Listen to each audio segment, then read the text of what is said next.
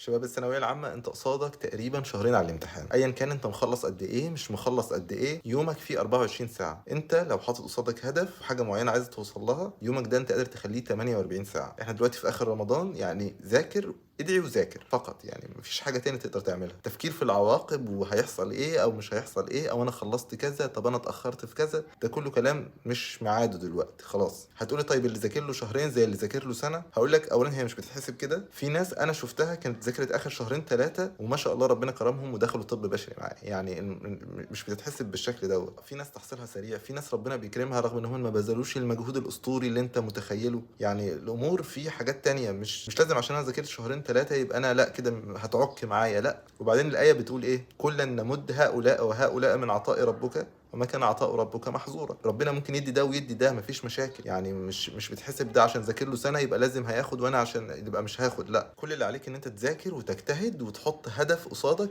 مش لازم الهدف يكون كليه، الهدف ممكن يكون الدرجه، انت عايز تقفل بس ده هدف يكفي، او هدف ان انت تبسط ابوك وامك مثلا، ده هدف يكفي برضه. والشهرين دول ركز، يعني اقفل الموبايل ما تخرجش، مش مشكله، هي شهرين وهيبقى قضي الامر بعدها. ما تظنش ان الوقت اللي متبقي مش كافي، ادعي ربنا وربنا هيبارك لك في المذاكره اللي انت بتذاكرها، وهتلاقي الامور بتعدي وبتخلص. ركز بس كده واسعى وهتلاقي ربنا معاك.